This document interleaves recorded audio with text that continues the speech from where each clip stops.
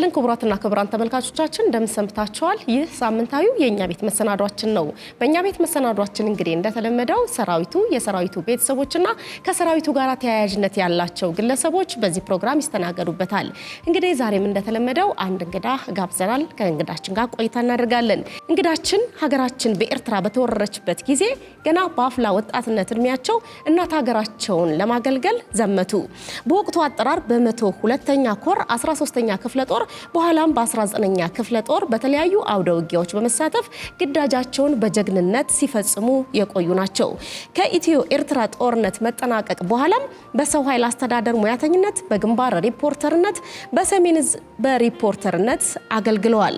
ከዛም አካዳሚ አቅማቸውን በማሳደግ በመከላከያ ሚዲያ በቀድሞ ስሙ ወጋገን ወይንም በአሁኑ ደግሞ ጋሻ ጋዜጣ ላይ ሲሰሩ የቆዩ ከፍተኛ መኮንን ናቸው። ከዚህ ቀደም በግል አንድ በጋራ ሁለት የግጥም መድብሎችን ለህትመት ያበቁ ሲሆን በቅርቡ ደግሞ የወታደር ውሎ አዳር የተሰኘ አራተኛ መጽሐፋቸውን አሳትመዋል። የዛሬ እንግዳችን ሌተናል ኮሎኔል ፈይሳ ናኔቻ ናቸው። ከሳቸው ጋር ጥሩ ቆይታ እናደርጋለን። ከተሞክሯቸው ጥሩ ነገሮችን እንማራለን። እስከ ፍጻሜያችን አብራችሁን ቆዩ።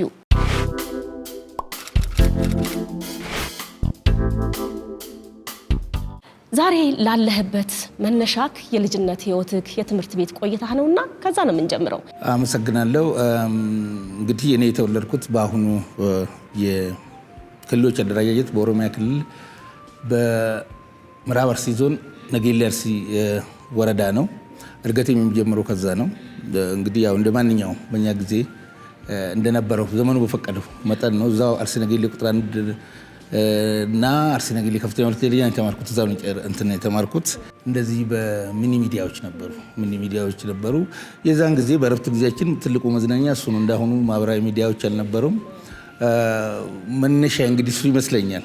ከዛም በኋላ ግን አሁን ለደረስኩበት ሰራዊቱ ነው፣ የሰራዊቱ ቤት ነው። ከማሰልጠኛ ጀምሮ የነበረን ህይወት እጅግ በጣም በወቅቱ አገራችን በተወረረችበት ወቅት መወረድ ብቻ አይደለም። ያኔ የዛን ጊዜ የነበርን ትውልድ የኤርትራ ጉዳይ በጣም ራስ ምታቱ የነበረው ነው። ምክንያቱም እኛ የተማርነው በአብዛኛው በደርግ ስርዓተ ማህበር ነው እና ስለ እናት ሀገር ምንነት፣ ስለ አገር አንገት ተቆርጣ መሮጥ እንደማትችል ምናምን ነው የተማርነው እና የሆነ ሆኖ ሀገር ተገነጠለች። ከተገነጠለች በኋላ ደግሞ ያቺ ሀገር መልሳ ትልቋን ሀገር ወረረለች ሲባል የነበረው ስሜት በጣም ቁጭት፣ ንዴት ከፍተኛ ነበረ። በዛው ልክ የሰራዊቱ ያንን የወረራውን በጀግንነት በጽናት ሀገሩን ነፃ ያወጣ ዘንድ የግድ በስነ ጽሁፍ ቅስቀሳዎች ይደረጉ ነበር። ማሰልጠኛ እያለን እዛ ውስጥ በጣም ይሳተፍ ነበረ። ከዛ እንግዲህ የተገኘው ሞራል የተገኘው ጭብጨባ ወደ ግንባርም ስንሄድ በዛ ላይ ደግሞ የሰራዊቱ እያንዳንዱ ውሎ አዳር ከዚህ ከስነ ጥበብ ጋር የተገናኘ ነው እና መነሻ እሱ ይመስለኛል አሁን ላለሁበት።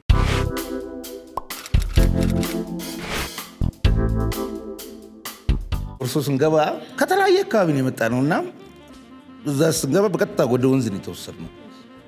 ወደ ወንዝ ተወሰድን፣ ፀጉራችንን ተላጨን፣ ልብሳችን ተቀቀለ። እዛ በወንዝ ዳር በርሚሎች እንደዚህ የነበሩ ተቀቀለና ቱታ ተሰጠን። ቱታ፣ ከዛ ከስክስ ጫማ፣ ፀጉር ተላጭቷል። ተጠፋፋን ጠቅላላ ማለት አንዱን ከአንዱ መለየት በጣም በሚያስቸግር ሁኔታ። እሱ ብቻ አይደለም የምንመገበው ምግብ አንድ አይነት ነው።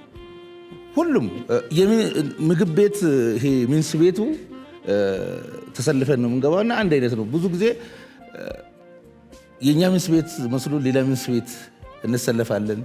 የኛ መኝታ መስሎ ሌላ ቤት ገብተን ሌላ ሰው አልጋ ላይ እንተኛለን።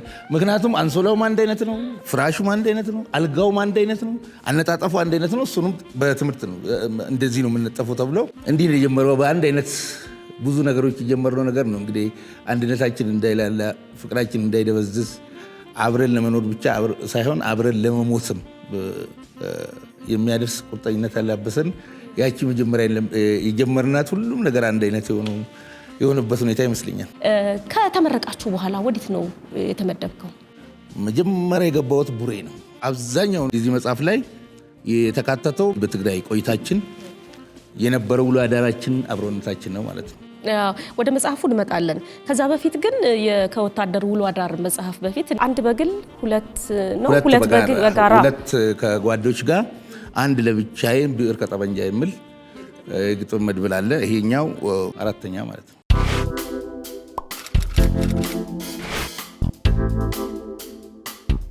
ወደዚህ ወደ አሁኑ መጽሐፋችን እንምጣ። በዚህ መጽሐፍ ውስጥ በጣም አዝናኝ፣ ትዝታ ቀስቃሽ፣ ቁም ነገር አዘል ነገሮች ተካተውበታል። እንደው ይህንን መጽሐፍ ልትጽፍ ስታስብ ከጅምሩ በየቀኑ ውሎህን እየጻፍክ መጥተህ ነው ወይንስ በሆነ ጊዜ የተጻፈ ነው? መጀመሪያ ድሮ ሆኖ እኔ ልምድ አለኝ። ይሄ በየሄድንበት እንዲህ ማስታወሻ የሚያዝ ልምዱ ነበረኝ። በዛ ላይ ደግሞ አውቶግራፍ ዘጋጅ ነበር። መጽሐፉ ላይ አይተሽ ከሆነ አውቶግራፋችን ያኔ እንደ ፌስቡክ ነው የምንጠቀመው እኛ። እሱም አለ እዚህ ላይ እና ሁሉም ስላለው እዛ ላይ ግማሹ ጥቅስ ግማሹ ምናምን ጽፍ ነበር። እኔ ደግሞ አጀንዳ ነበሩ፣ አጀንዳዎች ላይ ማስታወሻ ጽፍ ነበረ። በኋላ ደግሞ እድሉን አግኝቼ ከምሰራበት የሰው ሀብት አስተዳደር ሙያ ወደዚህ ወደ ጋዜጠኝነቱ ሽፍት ሳረግ ይበልጥ ጉዳዮችን እንትን ማለት ጀመርኩ። ጋዜጣ ላይ ደግሞ መስራት ስጀምር በርካታ ነገሮችን እጽፍ ነበር። መሀል ላይ ያየዋቸው በተለይ ከሰራዊት ስነ ልቦና ግንባታ አንጻር ስንመለከተው በጣም ተዝናኖትን የሚፈጥሩ ነገሮች አሉ። በተለይ የሰራዊቱን የፍቅር ህይወት የዳሰስክበት መንገድ በጣም አዝናኝና ምናልባትም ከወታደር ቤት ህይወት ውጪ ያ የፍቅር ታሪክ የለም ብዬ በድፍረት መናገር የምችልበት ሁኔታን ያገኘሁት። ያንን የፍቅር ህይወት ኖረከው ነው ገጠመኝ አለ ከዛ ጋር ወይንስ ከሰራዊቱ ከምታየው ተነስተን የጻፍከው? በትክክል ኖሬው ነው። አሁን በዚህ በቅርብ አሁን ይሄ ፕሮግራም ስተላለፍ የሚያዳምጡ ጓደኞቻችን በትክክል የሚያስታውሱት አለ። የጋራችን ነው። ወጣቶች ናልና ወጣቶችን በአካባቢ ስንኖር ማፍቀር አለ። ስናፈቅር ግን የሆኑ የሚገድቡን ነገሮች አሉ። የዛን ጊዜ ወጣቶች ነን። ከግዳጅ ወደ ግዳጅ ነው የምንተላለፈው። ብዙ ሄደን ቀጥረናት እንኳን ለመገናኘት የሚያስችል ልብስ ላይኖር ይችላል ሲቪል። ስለዚህ አሁን ምስጋና ይግባቸውና አሁን ያሉ ባለቤቶቻችን የልጆቻችን እናት እንዴት እንዳገኘናቸው ስንነግራቸው አሁን ከማዘን ይልቅ ይስቃሉ። በተዋጣ ሀሳብ ነው፣ በተዋጣ ደብዳቤ ነው ያገኘናቸው። የመጀመሪያ ቀን ቀጥራት እሷ ጋር ሲሄድ ምናልባት ጃኬቱ የሌላ ሰው ነው፣ ጫማው የሌላ ሰው ነው፣ ሸሚዙ የሌላ ሰው ነው እና ይመረጣል። ይሄኛውን ልበስ፣ የዚህኛው የኔ ይሻላል፣ ይሄን ምናምንና ምን እንበል እጅ ጽሑፍ ያለው ይመረጣል። ጥሩ እጅ ጽሑፍ ያለው ደብዳቤ ስጻፍ ጥሩ እጅ ጽሑፍ ያለው ይመረጣል። ሀሳብ ይዋጣል። ግጥም መግጠም የሚችል ይገጥማል ስለሷ ምናምን። በዚህ አይነት ያገኘናቸው ናቸው አብሮን ያሉት እና በጣም የየራሳችን ነው። የኔም አለበት አንዱ ጋር የሌላውም አለበት። ሌላው ቀርቶ ከተማ በምንሄድበት ጊዜ አንድ ሰው አጋጣሚ ቢሰፍ ፈቃድ ሄዶ ጥሩ ልብስ ለብሶ ከመጣ አሪፍ ጃኬት ካለች የመቷችን ውስጥ ሁላችንም ተራ በተራ ነው የሚደርሰን እና እሷን ለብሰን ነው የምንሄደውና አንደኛው በሷ ጃኬት ብቻ አውቆ ሰፈር የቀረው ልጅ ማለት ነው ይመጡና እንትና ሰላም ነው ሰላም በልልኝ ምናምን ይሉኛል። ምክንያቱም በእነንትና ሻምበል ጃኬት ምክንያት ማለት ነው። እቺ እንትና ሻምበል ጃኬት አታልቅም እንዴ ምናምን ነገር ሁሉ እንባላለንና ሁሉ ነገራችን በተዋጣ ነው እንትን የምንለው እና አንድ ገጠመኝ እዚህ ጋር ልንገርሽ። እንደው መጽሐፉ ላይ አካትቼዋለሁ። ከግንባር ደብዳቤ ይጻፋል። እኔ ብዙ ጊዜ ሀሳብ በመርቀቁ ላይ ነው። ምርጥ እጅ ጽሑፍ ያለው አለ። አጋጣሚ ያ ምርጥ እጅ ጽሑፍ ያለው ልጅ ፍቃድ የለ። ደብዳቤ መጣለት። ደብዳቤ ቶሎ መመለስ አለበት። ምን ይሻላል ምናምን ስል በቃ የእንትና ትንሽ ስለሚቀራረብ እሱ ይጻፈው ተባለ። አዎ ቦታው ትንሽ ራቅ ስል ልጅቷ ጋር ደረሰ። ስደርስ ልጅቷ አልተሳካም። እኛ ይመሳሰላል ያለው ጽሑፉ ተቀየረባትና ግንባር ላይ ስለሆነ ምን ብላ መልስ ጽፍ ምን ነው የኔ ፍቅር የእጅ ጽሑፍ ተለየብኝ፣ ጣትን ተመታ እንዴ?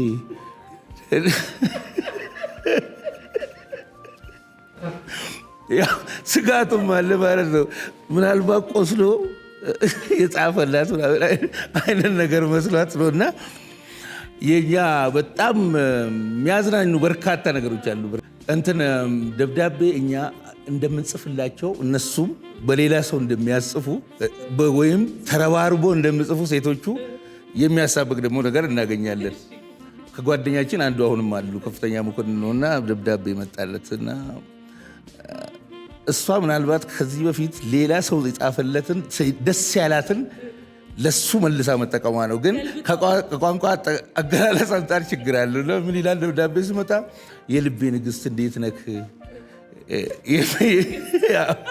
ለእሷ የልቤ ንግስት ተብሎ ተጽፎላታል ማለት ነው። እሱ ተመላሽ ነው እና ያው ብዙ ነው ባይዘው እና መጽሐፉን እንዳነቡት እንጋብዛለን።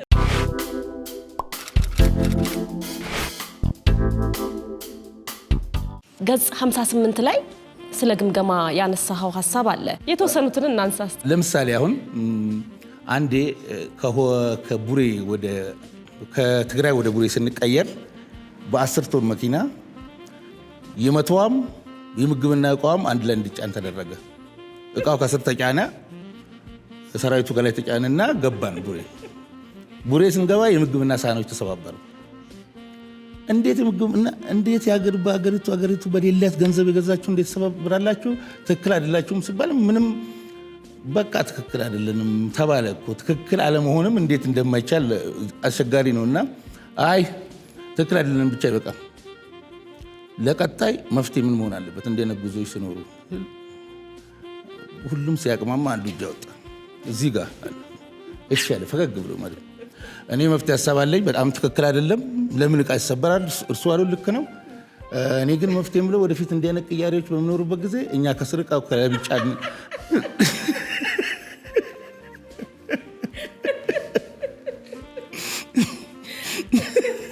ምክንያት ሌላ መፍትሄ አልነበረም። ዕቃ ከስር ከተጫነ ያው መሰበሩ አይቀርም። ስለዚህ እኛ ከስር እንጫንና ዕቃ ከላይ ይጫን። ትዝ ይለኛል። ከዛ ወዲህ እንደዚህ ዕቃና ሰው አብሮ አለ በሕይወት አለ። ከሰራዊቱ በክብር ተሰናብተዋል፣ ግን በሕይወት አለ። በነገራችን ላይ እኛ የዛን ጊዜ ፍቃድ 3 ብቻ ነው ይመስለን እኛ ግንባር እያለን የፍቃድ አይነቶች በመከላከያ የከተማ ፍቃድ አለ፣ የሀገር ቤት ፍቃድ አለ፣ እክል ፍቃድ አለ። እክል የሚባል የከተማ ተራ ማነው እንደየጉዳይሽ ይወሰናል። ከተማ ለመሄድ ስንፈልግ ይሄንን የማወራልሽ ሰላም ስኖር፣ ሰላም በሌለበት ጊዜ እንኳን ፍቃድ ቀርቶ እንደ ማንኛውም ዜጋ በአግባቡ መብላት መጠጣትም መተኛትም ላይኖር ይችላል። ከተማ ስንሄድ የምናበዛው ለእናቴ ስልክ ለመደወል ፈልጌ ነበር እንላለን። ለእህቴ ገንዘብ ልክላት እንዲህ ተማሪ ናት። በቃ እንደዚህ አይነት ነው። ለመዝናናት ነው የሚል ሰው በጣም ትንሽ ነው። የሚገርምሽ እውነቱን እኛ አመራሮቻችን የሚያውቁታል። ለምን እንደምንሄድ ለመዝናናት ነው። ለመዝናናት ነው የምንሄደው። እዛ ስንሄድ ደግሞ ሌላ ገጠመኝ ነው። ደግሞ እዛም አለ ሌላ ነገር። በጣም ገንዘብ የማይበቃን ከዓመት ከብድር የማንወጣ ነበርን። 221 ብር ከ20 ሳንቲም በኋላ 20 ሳንቲሟን ጭምር እስከ ዓመት የሚያጠራቅሙ ታናናሾቻቸውን አስተምሮ ለትልቅ ቦታ ያበቋሉ። እዛ መጽሐፍ ላይም የሆነ አንድ ታሪክ አይቻለሁ በዚህ ጋር በተያያዘ። እስኪ እሱን ነገር እሱን ታሪክ አሁን ልጁን እዚህ መተን ነው እና በቃ እንትን ነው የምንለው እኛ እዛ ጊዜ ፋራ ነው ምናምን ነው የምንለው። ገንዘብ ስለሚይዝ ገንዘብ ይዛል ምናምን ነገር እንትን ያበድረናል። አሁን ኢንጂነር ነው፣ ከፍተኛ መኮንን ነው። ተገናኝና አነሳን፣ አወራን። በቃ እኮ ያኔ እንዲህ ስል ነገረኝ። እናትና አባት የሌላቸው እህትና ወንድሞች ነበሩት። እነሱን አስተምሮ ለቁም ነገር አብቅቱ ከዛች ከማሳ ላይ ከምትገኘው ምናምን እሱም ራሱ ተምሮ አሁን እዚህ ደርሶ በጣም አንዳንድ ጊዜ እኮ ትክክል ነው ብለን በጋራ የተቀበልናቸው ነገሮች ሲቆዩ ልክ እንዳልሆኑ ይገባናል። ብዙዎች ቤተሰቦቻቸውን ረዱ ነበር። ከዛች ላይ 201 ብር ከምናምን ነው 180 ምናምን ቆርጦ በ20 ምናምን ላይፋቸውን በቃ ከተማ የሚባል አያውቁም። የከተማ ምናምን ወሬ ባይዘው እኔ እንትን ከቡኩኖቹ ጎን ነበር። የዛን ጊዜ ከማያጠራቅሙት ከማይቆርጡት ወገን የነበርኩት።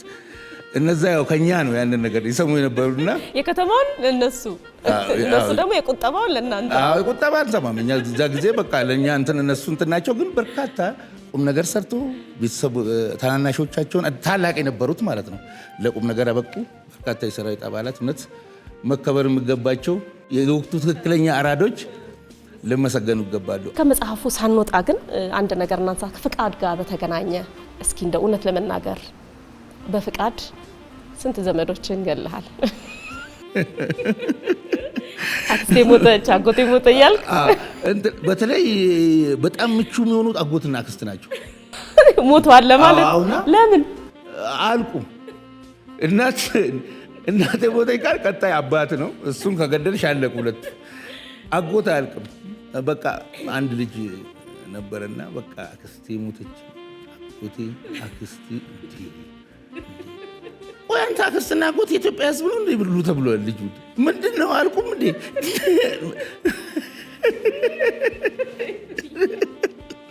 እና ምቹ ዝምድና በውትድርና ህይወት አክስትና አጎት ናቸው። በቃ ብዙ ስለሆነ አያልቁም።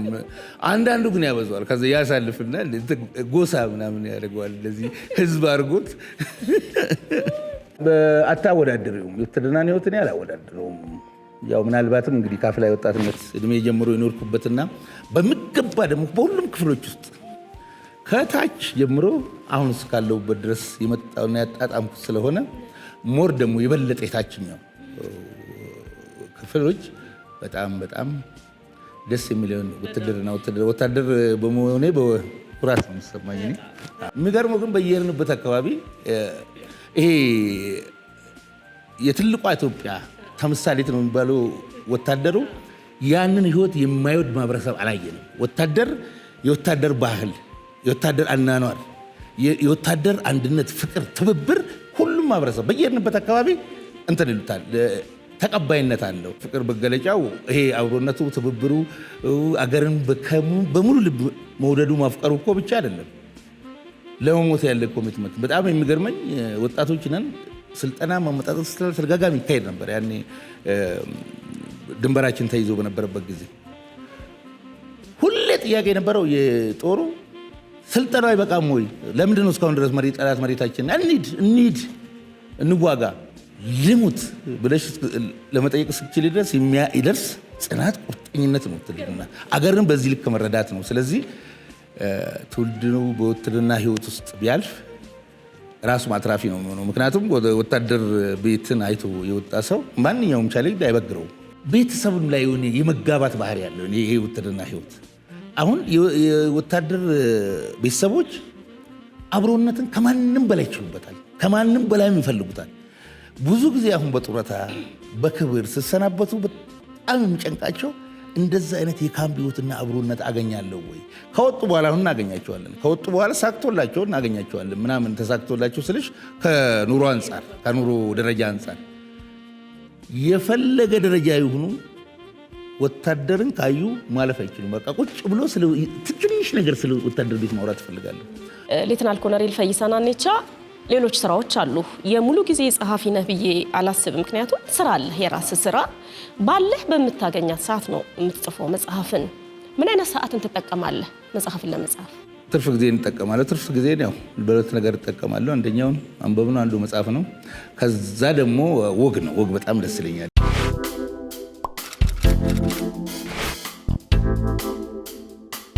ተሰብስበን ነበረ ሚዲያ የምንከታተለው እንደ ክፍል ማለት ነው።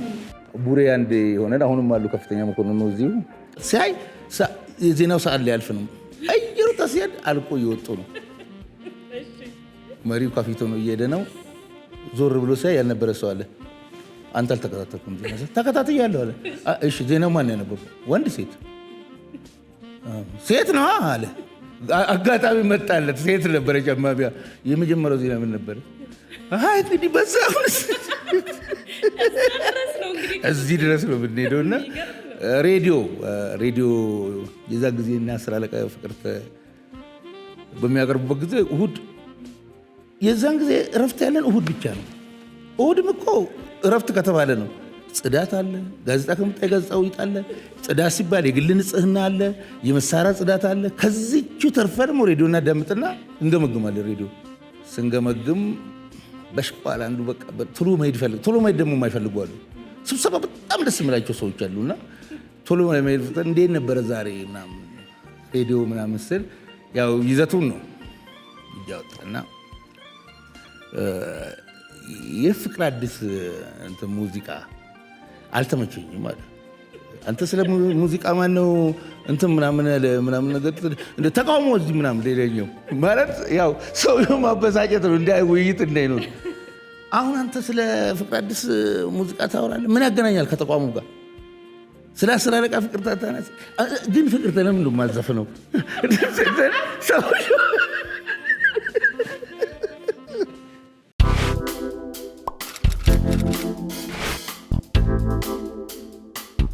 መጽሐፍ ትጽፋለህ፣ ታነባለህ። ብዙ ጊዜን በዛ ነው ከመደበኛ ስራ ውጪ በዛ ነው የምታሳልፈው። ታዲያ ሌተናል ኮሎኔል ፈይሳ ናኔቻ ሌላ ምን ያዝናናዋል ልንል እንችላለን?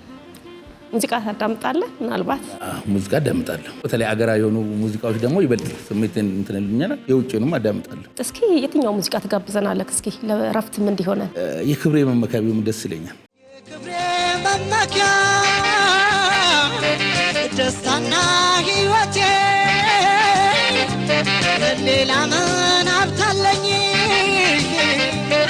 ሀገሬ ናት ሀብቴ አሳየኝ አሳየኝ አሳየኝ ዛሬ መሳየኝ ነገ መሳየኝ ሀገሬ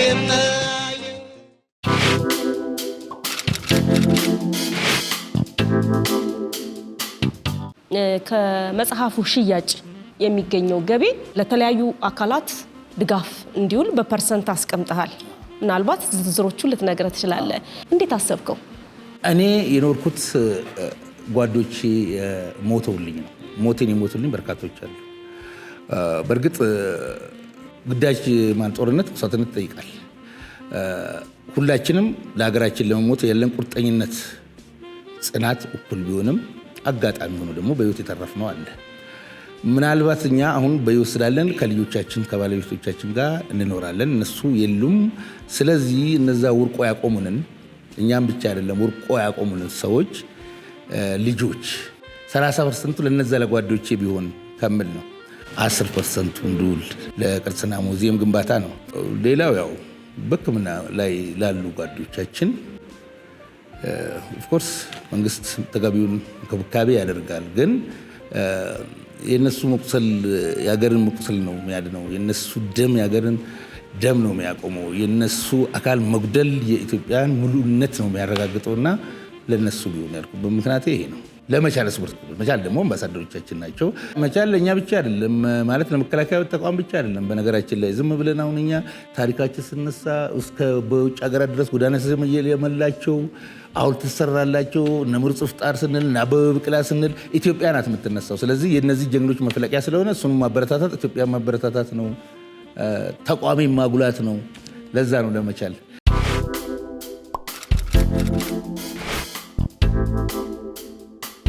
በቅርቡ ነው 16 ዓመት ልጅህን ያጣኸው።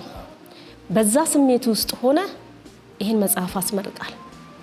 አይከብድም? ትንሽ ይከብዳል። ግን ምንድነው ይሄ መጽሐፍ ህትመት ገብቶ ክፍያ ልንፈጽም እየሄድን ነው። ታሟል ተብሎ የተደወልልኝና ከዛ እንትን አለ አቋርጬ ሁሉ ነበር።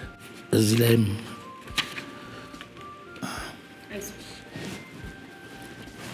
መታሰቢያነቱን ለሱ አድርጋለሁና ብቻ ከባድ ነው።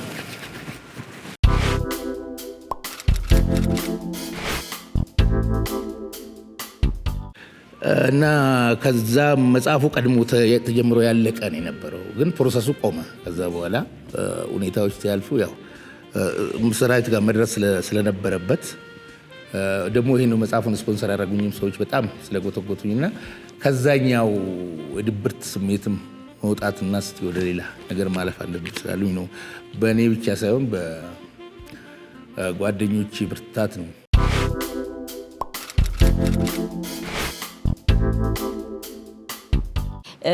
መጽሐፉን አንባቢዎች በደንብ ሲያነቡት ይረዱታል ብዬ አስባለሁ።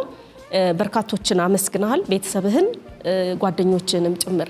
ነገር ግን አሁን በዚህ በሚዲያ ደግሞ ማመስገን የምትፈልጋቸው ሌሎችም አካላት ካሉ እድሉን ልስጥህ፣ ወይም ደግሞ ቀር የምትለው ሀሳብ ካለ። ማመስገን የምፈልጋቸው በርካቶች ናቸው። በክፍያ ቢሆን 1.5 ሚሊዮን ይከፈልበት የነበረውን ቀኑ ሙሉ አዳራሽ የሰጡኝን አድዋ ሙዚየምን በጣም አመሰግናለሁ። ተቋሜን በምርቃቱ ላይ የተገኙልኝ የተሻለ ጄኔራል መኮንኖችን በጣም አመሰግናለሁ። ቤተሰቤንም ባለቤቴም የብርታቴ አንዱ ምንጭ ናት። ከዛ ውጪ መጽሐፉ እውን እንዲሆን ያደረጉት ወጣት ደቻሳ ደጀኔን፣ ማርቆስ አለሙን አመሰግናለሁ። ኢንጂነር ነገራ ድጉማ እሳቸውንም አመሰግናለሁ። መደሰት አለሙንም እጅግ በጣም አድርጌ አመሰግናለሁ። ነርስ መደሰት አለሙ እሷንም በጣም ማመስገን እፈልጋለሁ። ሌሎችንም ቤተሰቦችን፣ ጓደኞችን ስማቸውን ግን ዘርዝሬ አልችልም። ሁላችሁንም በጣም አመሰግናለሁ።